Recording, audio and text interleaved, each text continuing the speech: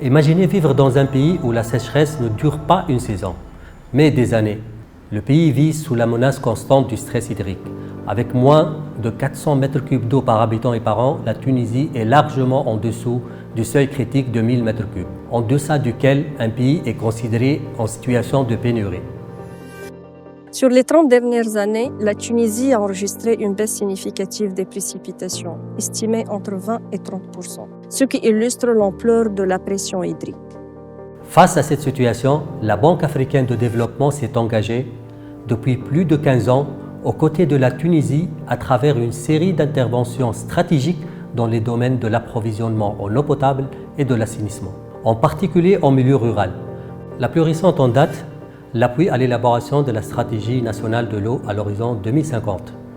3 grands axes structurent cette nouvelle vision sectorielle. Premier axe, renforcer la mobilisation des ressources en eau de surface, en particulier dans le nord-ouest du pays, une région où les nappes d'eau sont en forte baisse. Pour y parvenir, nous avons misé sur une meilleure exploitation de l'eau stockée dans les barrages et sur l'augmentation des capacités de transfert d'eau, afin de sécuriser l'approvisionnement, notamment en zone rurale. Grâce au programme d'alimentation en eau potable au milieu rural, financé par la Banque africaine de développement, le PAEPR, plus de 420 000 Tunisiens ont été raccordés au réseau au cours de la dernière décennie.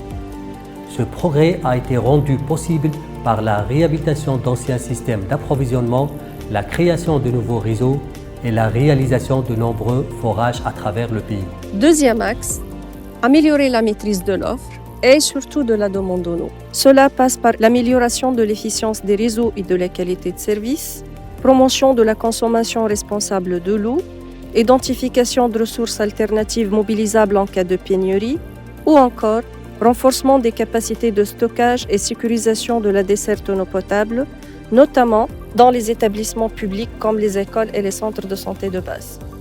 Enfin, troisième volet, ces zones difficiles à atteindre, où près de 3% de la population rurale vit encore sans accès à l'eau courante. Pour ces territoires dispersés, le plan mise sur des solutions sur mesure, puits solaires, réservoirs individuels, stations de pompage autonomes. En parallèle, plusieurs projets pilotes d'assainissement autonome ont été lancés, avec un double objectif, préserver la santé des habitants et protéger l'environnement.